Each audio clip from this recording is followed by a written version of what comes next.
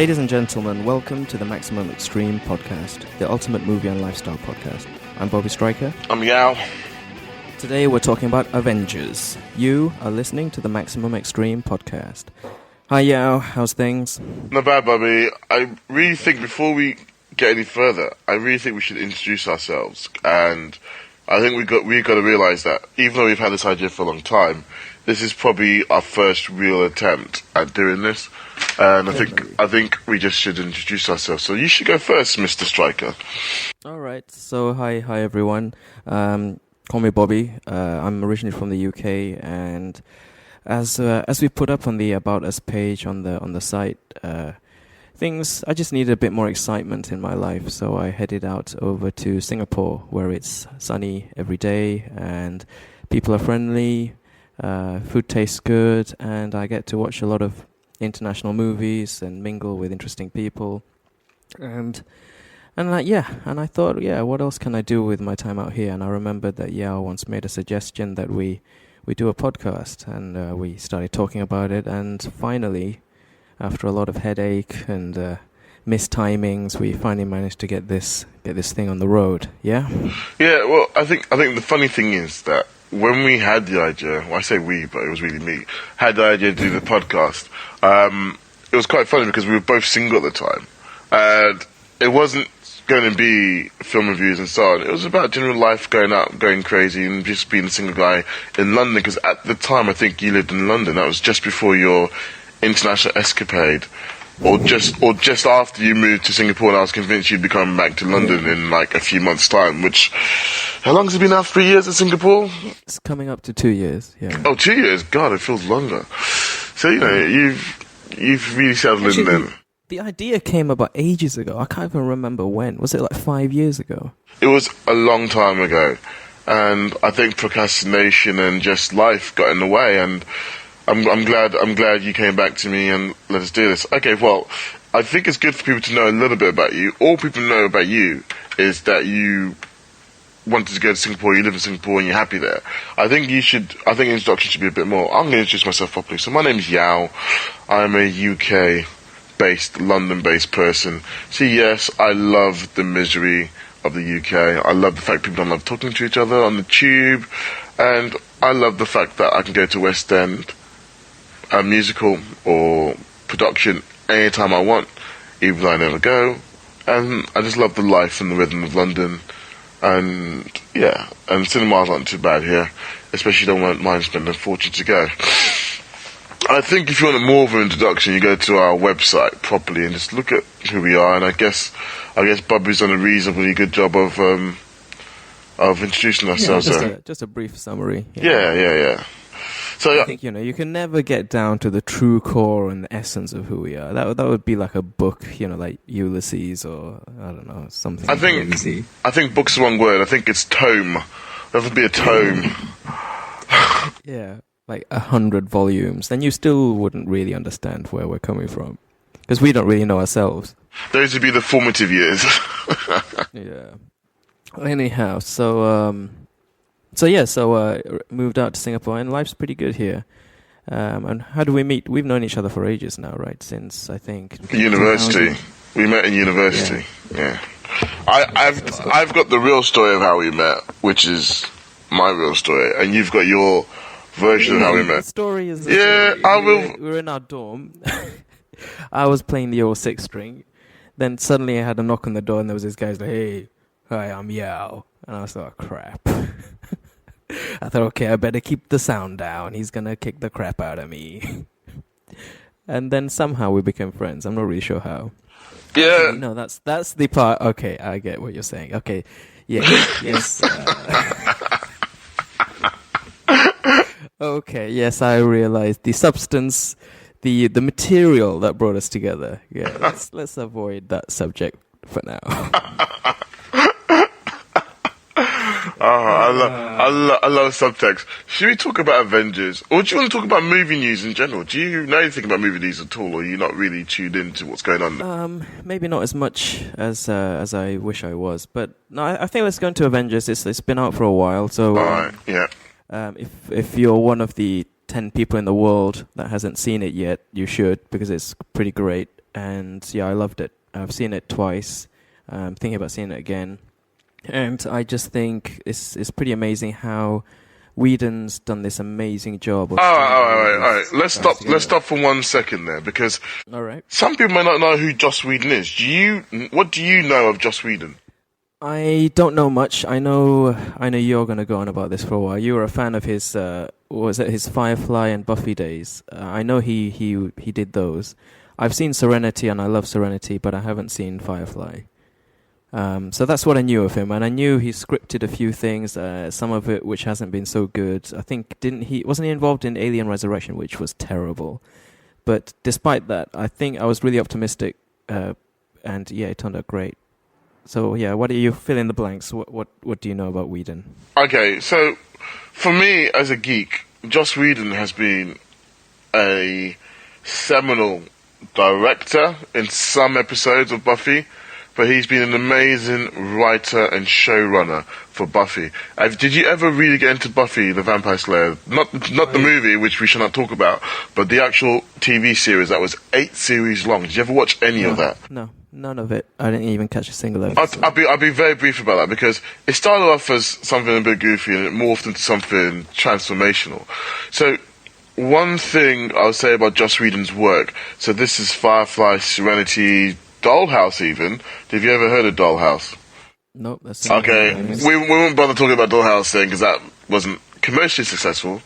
The one thing about Joss Whedon is that he knows how to write women very well.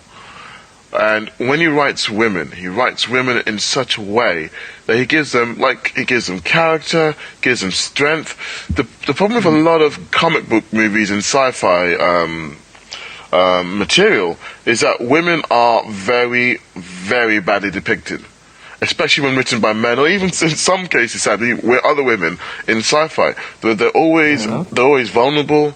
They always need help. They're never intelligent. But he has written intelligent, powerful women in sci-fi, mysticism, and... So what are you saying? Was Buffy like some kind of genius? Oh no, Buffy was. If you've watched Buffy, she was actually not a genius at all. She was pretty thick.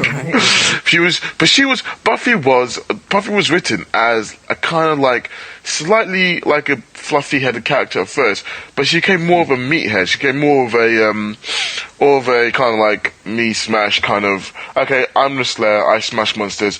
Show me where the monster is. I'll smash it. But she was a powerful, strong character emotionally as well and mentally. So she might not be intelligent, but she was mentally strong. But then the satellite characters around Buffy were written very well. And the women there'll be intelligent women in that group. There'll be funny people. There'll be somebody who's got no powers whatsoever, and all he has is heart. And the last thing I'll talk about Joss Whedon is that he has written material around ensemble characters. So you have something like Buffy or Firefly, which you have a group of 6 or 5 main characters, and he fleshes... Definitely visible. Yeah. Yeah, definitely. Yeah. I mean, the way he did this was great. Yeah, he fleshes them all out and gives them... anyone else who could have done it. Exactly. I really can't. And I can't believe they got him to do this. So I think the first thing to talk about, is to say about... I think you've just mentioned very briefly your overall feelings about Avengers, but I think what we should say, moving on now, is that this is going to be heavily spoiler-ridden. It's, 3 weeks since the movie's come out now? Is it 3 or 2 weeks? It's been out for a while, so... If you just listen, assume that most people have seen it. And if you haven't watched this, pause this, Go and watch go it. to the friggin' cinema, watch this, and then come back in 2.5, 3 hours time and listen to us tell you why this movie is what we think it is. Alright, I'll let I you... definitely see what you're saying with... So, alright, okay, we've done the spoiler alert. We're going to talk about Avengers now. So I definitely see what you're talking about when it comes to Black Widow.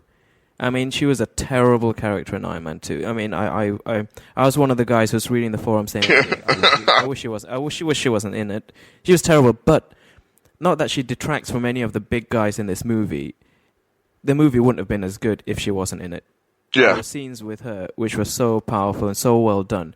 You just think, wow, she's such a great character. And you see how these characters who don't have powers, how they use these other skills to be integral and so important to the team as a whole is great. I love that. The thing about Black Woman is Black Widow. Sorry, Black Woman. The thing about Black Widow is she is a strong woman who is intelligent, crafty, and bloody powerful.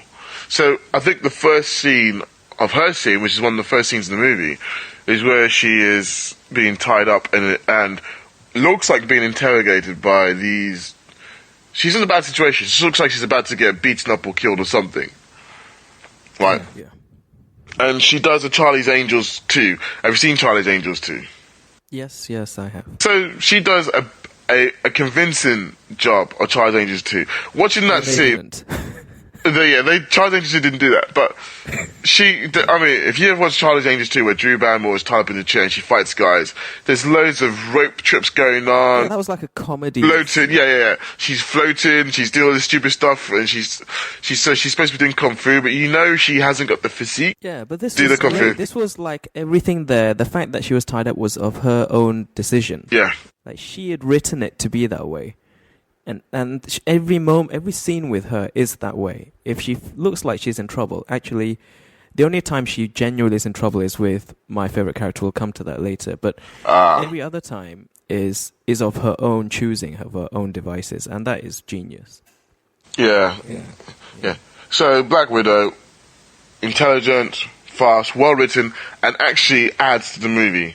And Scarlett Johansson, who I really wasn't convinced about as being anybody that's going to be good in the comic book movie. Because as you say, in Iron Man 2, she's just this woman who's slightly hot that Tony Stark wants to get into her pants, kind of, in a way. And then for the last 10 minutes of Iron Man 2, she becomes this ultra cool, crazy killer who beats up all these guys. And you're just like, okay, well, how's that going to work? It just wasn't convincing because up until that point she was so two-dimensional. Yeah. You just didn't care. You just thought, this is a joke. Yeah. It's turn the table in this film is completely different. If anything, now, if they wanted, they could probably just do a solo film just about her. And I reckon people would watch it. I think the next character to talk about is your favorite character. Because right. Give me a second. I want to really rant about this for a couple. Oh, okay. For me, my favorite was the Hulk, and that was the draw, But that's your favorite character, full stop. Since I've known you, you have loved the Hulk. Was it a poster you had the Hulk in your room, or was it like a character of the Hulk? I can't remember. I've got a big Hulk model. At one point when I was making my own T-shirts, I designed a Hulk T-shirt, and the Hulk is what I grew up seeing, and even though I was a fan of the Bixby, the TV series, it was the comics, how it's just like the strongest character ever. Forget your Supermans and everyone else, and people would argue with me about who would win in a fight. For me, it's always the Hulk. He was great. But the movies always sucked. Even the Norton one. And there was a lot of stuff online saying, people wanted Norton to continue it. But even he didn't really get it. When he played Banner, as watching Banner, you never felt this was a guy who was really afraid he was going to turn into the Hulk. He just came across as a normal dude, a normal guy. When he played Banner, he was just this. Look at me, I'm Ed Norton, and I'm really cool, and I'm going to do this. Exactly, but Ruffalo, he nailed it, and I think kudos to Ruffalo. But of course, a lot of that I imagine is also thanks to Whedon. I loved it how he was edgy. He was on the helicarrier. He's rubbing his hands all the time, looking around. He's not used to being around so many people in this kind of potentially, dangerous situation. And it's just such a fine, detailed performance. But I think part of that maybe is because he played both Banner and Hulk. Because you think about it, if you're Norton, you play Banner and it's like, okay, now I can go home. The CGI guys are going to do Hulk. And then you come back and you do Banner again. You don't really feel it. But as Ruffalo did both. He did all the smashing stuff. And I think that really helped him get into the mindset of thinking, okay, how would a guy who can turn into this crazy powerful creature at any moment, how would he be as a human? And he nailed that, on top of being a genius scientist and everything. And plus, just give me a second, plus on top of that, the Hulk himself, is just amazing. The power, everything, the way he looked. He looked like a comic book Hulk. This Hulk looked like the comic book Hulk that I had, because there's you know better than me, there's been loads of different types of depictions of the Hulk, But Yeah, one of the, in loads of different stages, Grey Hulk, Yeah. Mr. Fix-It, Science, Genius Hulk, loads. But this is the archetype of Yeah. the original, the one that we love, or the one that I loved. Yeah, and he was just brought to life, and like we said, we covered spoilers now, but that last scene where he turns into Hulk. Oh god, okay. That's one of my favorite scenes in the movie. I think we should talk about it a bit. Should we talk about it now? I guess.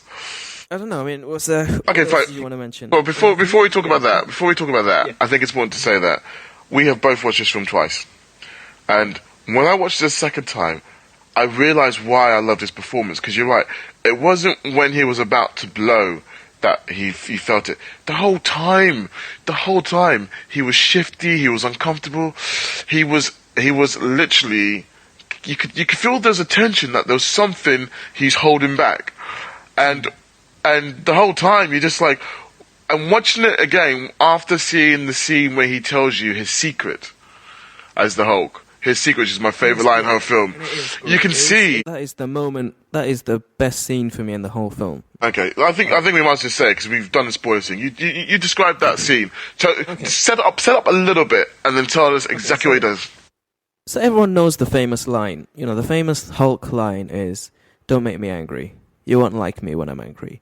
And so the whole film is played so well. You know, the first time Scarlett Johansson's Black Widow goes to ask, or, you know, kind of request Banner to join the team. You know, he jokes with her a bit, but she gets scared. You know, you see the fear in her eyes. Yeah. And they set up the Hulk as this, you know, it really sets the tone like for how it should be. The Hulk it respects, they respect the Hulk's power. In some movies, you just see a whole lot of Iron Man saying, "Oh, we're going to get the Hulk," blah, blah. But you see people's fear when it comes about him. And they always mention about, are you trying to kill, not hurt. Like, there's a bit when Captain America shouts at Tony Stark for jabbing him with, like, he jabs Banner with a little electrical probe. And he doesn't say, "Oh, are you just trying to hurt everybody on the ship?" He's like, "Are you trying to threaten the lives of every person on the ship?" Just to depict how dangerous the Hulk is. The Hulk will kill everybody. He is so destructive. And it's not like, oh, he's going to do something and people aren't going to be hurt. Well, I would say the Hulk has the potential to kill everybody, but you shouldn't forget the essence that he's still a good guy. He is still a superhero. And, he's too powerful. Yeah, he's just unlimited strength. And shall we go for it? Oh, all right. After this, we'll talk about my second favorite scene. But yeah, go on. All right. So my favorite scene in the entire movie was his final transformation. So he returns to the team, as you all know, and you see this crazy alien which has been destroying the city. This huge, humongous, like flying beast coming towards the team. And Banner just starts casually walking towards it, and they're like, "Hey, what? You know, it's kind of like you're going the wrong way. Or what's going on?" It's kind of like, "Yeah, you should change now. You get angry now." Yeah, exactly. Yeah, now is the time to change. And Ruffalo turns and he goes, "You know, you wanted to know how I do it, what my secret is," and he says, "I'm always angry." And he changes, and it's such a powerful scene. You see it. Yeah. It's restrained. It's not overdone. It's such a nuanced performance. That moment. And he turns in the Hulk, and it's the Hulk, instantly the Hulk we want. With one punch, he destroys this creature which has been destroying the whole city. And can we just quickly link this to something else? Because there's a lot of stupid people, not to offend anyone, but there's been a lot of foolish talk online. Like, they don't understand why the Hulk was destroying everything in the first scene, and then he's part of the Avengers helping them in the second scene. The first scene is so obvious. The whole team is being mind controlled by Loki's staff. Oh, okay, good. All right, fine. Okay, fine. I want to talk about it a bit later on, because we haven't talked about every character yet, and I realise we talked about Black Widow, we talked about the Hulk. I think that scene we have to talk about. Let's quickly rush through the other characters, quickly. All right. Because I'll let you go through. Okay, fine. So, Thor. Have you seen Thor, the film? Of course, I've seen every film. Oh, fine. Okay, fine. Alright, okay. So, the thing about Thor is, when you watch the Thor movie, I actually liked it a lot, but it just felt a little bit lacking. It didn't feel like a proper full film to me. And now watching Avengers, I know why. Because it was really a prequel for Avengers, because it set up a lot of important things in this movie. I mean, they all did. They all set up a lot of important things in this movie. If you look back at the last movie for each installment, they all did. But But for me, Thor was just, he's this sport little guy who likes war, upsets his father, gets cast down to earth, loses all his powers and gains them back through good acts, blah, blah, blah, blah. I didn't see it as just a setup movie, though. I enjoyed Thor more than Captain America. I really enjoyed Thor, and I thought it has more replay value, even as a separate standalone movie. I really rated it, and Loki, he's such a great actor. He's classically trained in Hiddleston, right? He's such, and he grounds every scene. Okay, fine. Really kind of believable. Loki is an amazing part of. Loki is an amazing part of this movie. And I think this actor who plays, like, what's his name? Tom something? What's the name of the guy? Tom Hiddleston. Tom Hiddleston. Yeah, Tom Hiddleston. He hits it just right. He's insane, but calculated enough for you to believe that he's messed up. He's messed up. He's got daddy issues, but he hits it just well. Though. Yeah, great. He's excellent. It's really funny that he said that when the first Iron Man movie came out, he was just a normal average Joe punter. He saw it in the cinema. Yeah. He was a nobody. He's doing theatre acting. I think he was out in some part of Europe, and just by chance he was doing theatre with Kenneth Branagh. Do you know that when Kenneth Branagh was doing the casting for Thor, it was between Chris Hemsworth and this Tom guy to be Thor? Oh, no way! Exactly. And then Branagh, who's got a lot more in common with Tom, he said to him, "Look, this role is meatier. This Loki role will be more of a challenge for you." And he went towards that. And I heard this just before I started watching Avengers. I watched the whole of Avengers thinking, this guy being Thor, I don't know if that would have worked. But that's just a little... That's a new one for me. Yeah, I don't know how true that is, but I heard it on this other podcast, and this guy said it with a lot of authority. And the problem with me, when I listen to things on the internet and people say it with authority, I'm like, yep, that's gospel truth. But that would have been, I think that would have been a disaster. But for me, watching the Thor movie, it wasn't a good film. I loved it, but there's so much that wasn't fleshed out. I didn't understand much about the bridge. I didn't understand much about the Natalie Portman character. The characters in Thor were not fleshed out.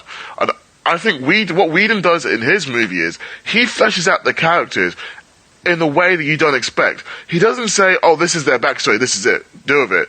He fleshes the characters out a little bit. Even Iron Man, he fleshes out Tony Stark's character.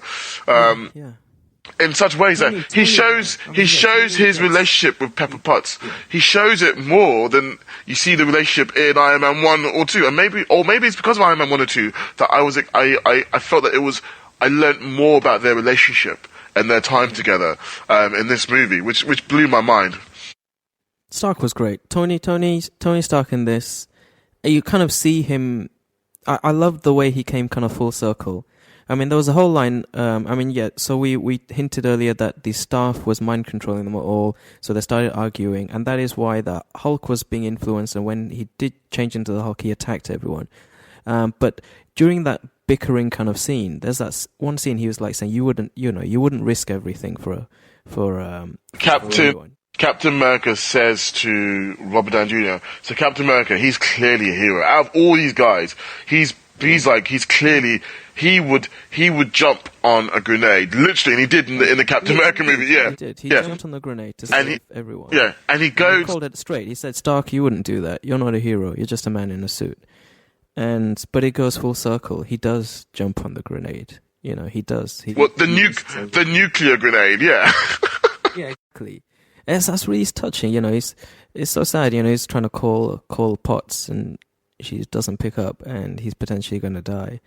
And yeah, it's a great scene to see him kind of become a real hero. Okay, we'll talk about that a little bit later. There's one other thing. We haven't got much time, dude. We've got 8 minutes. Okay, we'll do it quickly. I said we're going to flesh out the other characters really quickly. The last one, the Captain America, he's just, I guess I said all we need to know about him. He's just a hero. You say more. He was great. I mean, so yeah, you'd think he's underpowered, but then at the end, the final battle, he becomes the captain.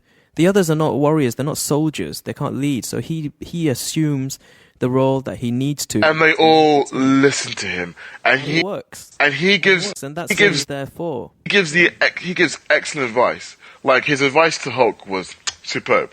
He knew how to talk to everybody in his team, and he knew what everyone could do, and he just So the captain was an integral, because going into this movie, I actually didn't think that Captain America was going to bring much into this film, and Exactly. I think a lot of people thought that, but every character is shown why. It's shown why every character is so important, and they need each other to be able to get through this.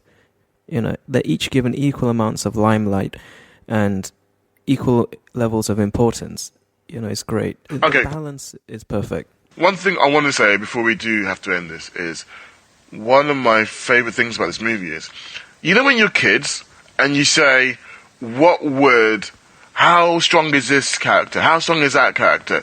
If this character fought that character, what would happen? And Captain America's shield is supposed to deflect everything. He has his shield that can deflect anything. Missiles, anything. He can deflect it. So Thor smashes his hammer down in his shield. And the reflection from that destroys a forest. That's pretty cool. It's pretty cool, because that's what Black Widow says, Cap, I think you should sit this one out. I mean, that's great that you do get to see these kind of matchups from the comic. You get to see Iron Man against Thor, Hulk. Thor against Captain America. Hulk versus Thor. Hulk versus Thor. I've read the comic, and I've seen the cartoon where Hulk does fight Thor. Have you seen that? I've seen. There's two cartoons. There's the Ultimates version, which is rubbish. There's a bad one, and there's an okay one. Then there's the actual Hulk vs. Thor cartoon, where the Hulk's a bit of a psycho, and he almost kills Thor. But and I was a bit worried because Nick Fury's done as the Ultimates Nick Fury, whether they would go down that line. And thankfully they didn't, because there's that scene where he's fighting Thor, and then Hulk tries to pick up the hammer. That's it. He shouldn't be able to. And he couldn't pick up the hammer, because no one can pick up the hammer apart from Thor. So Hulk, who's got infinite, to the movie, threw back to the comics are great. It shows Whedon's respect to the source and material. it was there. It was, if you're just watching the film as a casual person, you're just like, okay, whatever, he can't lift it up, whatever. But you don't realize that Hulk is supposed to have infinite power, practically. Yeah, the more angry he gets, he can get infinite. So if he gets really angry, you think he'd be able to lift it up, but it's not a power thing. It's a magic thing. And the thing about a lot of the comics is that magic tends to undo a lot of actual pure science or strength. And that was probably my second favorite part of the film, when the Hulk couldn't pick up the hammer. It is great. It's great. There's such respect to the original comics. He shouldn't be able to lift the hammer, no matter how strong he is. I mean, in the comics, the Hulk he can lift mountains. I think he destroyed an asteroid twice as big as Earth with one punch. So he's crazy strength, but no matter how strong or mad he gets, he can't lift the hammer. It's not allowed. It's not possible. And they did that, and that was great. I loved that scene. It was brilliant. And scene where the Hulk just out of the blue just punches Thor. Oh yeah, it's comedy genius. And the Loki scene. I mean, there's such. Oh, where he lifted up Loki and whacked him around. But what do you think about what he said after the Hulk speaking after that? What, puny god? I mean, I think what else can he say? His classic lines are like puny humans, right? Yeah. Humans are so puny, but puny god. That's pretty cool. I think the voice was Ruffalo, but the screaming and that's all Lou Ferrigno. I think that's how they did it. My God, I didn't know that. Because that could be where he said that was his only line as Hulk. Yeah, he said puny god. So all the roaring and stuff is Ferrigno, but it could be why. That's so genius. I didn't know that. That could be why the Hulk resonated with me when he was angry and shouting. Because that's the voice that I associated with the Hulk as a kid. The TV show wasn't excellent. The TV show was limited by the technology of the time, but I loved the Hulk TV show. TV show, he could be shot. He was basically a green bodybuilder, and his power level was that of a bodybuilder. Yeah. Pretty much. So all in all, a great balanced movie. Maybe we could have seen a bit more from Hawkeye, but when he returned, he was on the mark. Yeah. Literally. Okay, one more thing. We haven't got long. We've got a couple of minutes left. Agent Coulson. Okay. Oh my God. Yeah. A lot of stuff online saying he's not dead. He's dead. People writing in the sand, Coulson lives. He's dead. And he's dead. Do you think he's dead? But this is an interesting point that someone made online. is that what if he's not dead? Because you never see him die. Nick Fury announces on the intercom, Coulson hasn't made it. Medical team is here, Coulson's gone. But you never see him die. Could it be some further deception to get the team together? It could be. Recovering but in a high-tech med lab. Based on what you did in university, I think you know where the heart is in a human being. And it kind of looked like, I don't know about you, my friend, that knife that went through him definitely went through his lung, but I'm kind of sure it went through his heart as well. And this is S.H.I.E.L.D. we're talking about. S.H.I.E.L.D., goddammit. They've got crazy technology. Okay, I'll give you that. But also, when you bleed through your mouth into Vision, and I'm not even sure who Vision is. Who's Vision? Who the hell's Vision? Vision is some kind of synthetic android type life form. I think he's had he looks like Coulson. Really? So I think people have hinged onto that. Yeah, Google it later. So people have hinged onto that. They're like, oh my god, Agent Coulson is going to become Vision. Yeah. Okay. All right. I'll bow down to your knowledge about that. I don't know much about it. This is just stuff I've read and seen online. So I think for the sake of continuity and to respect, what's happened and the power of the moments in the film, they should leave him. They should leave him dead because he was one of the unifying threads to all those movies. Apart from the Hulk, he wasn't in the Hulk. Stark was the unifying thread in the Hulk, but he was. But he was definitely a big part of Iron Man, and he was the face of S.H.I.E.L.D. He was a guy who even said S.H.I.E.L.D. the first time in Iron Man 1. Strategic Homeland, blah, blah, blah. It didn't even register with me when you kept saying the security, whatever, Homeland. Strategic Homeland, yeah. Whatever. It didn't even comply until he finally said, we're S.H.I.E.L.D. Yeah, and then I was like, and that was one gotcha moment in the first time. I was like, oh my god, S.H.I.E.L.D. They're bringing S.H.I.E.L.D. into this. I don't understand why I didn't even see that. It's so lame. It was done well.